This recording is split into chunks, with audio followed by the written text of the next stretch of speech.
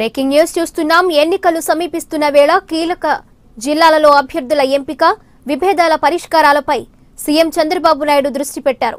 ఈ మధ్యాహ్నం చంద్రబాబు కర్నూలు, కడప జిల్లాల నేతలతో సమావేశం కానున్నారు. కర్నూలు జిల్లాలో కేంద్ర మాజీ మంత్రి కోట్ల సూర్యప్రకాష్ రెడ్డి కుటుంబాన్ని చేరుకునే అంశంపై డిప్యూటీ సీఎం కేఈ కృష్ణమూర్తితో చర్చించనున్నారు. అలాగే కడప ఎంపీ జమ్మలమడుగు అసెంబ్లీ సీట్లపై చర్చించేందుకు మంత్రి ఆదినారాయణ రెడ్డి, ఎమ్మెల్సీ రామసుబ్బారెడ్డితో సీఎం భేటీ కానున్నారు. ఇక సీఎం భేటీలకు సంబంధించి పూర్తి సమాచారం మా సచివాలయం ప్రతినిధి ఎంపీ రావు అందిస్తారు.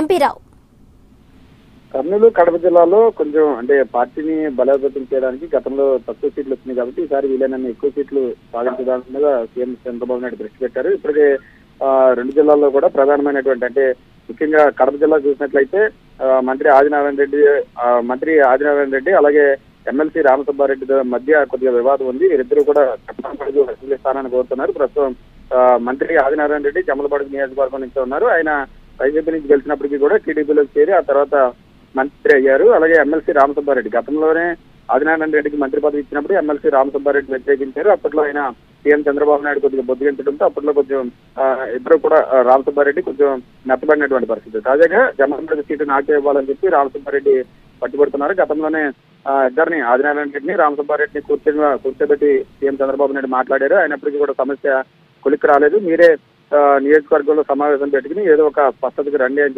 చెప్పేశారు.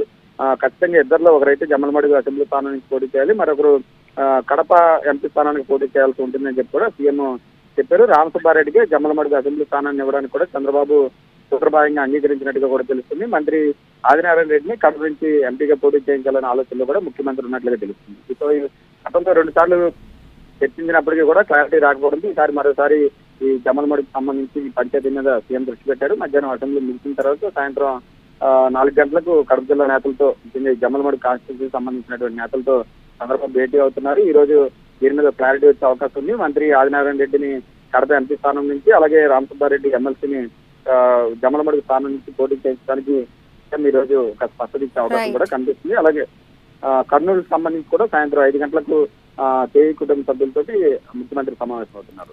Right, thank you MP Rao.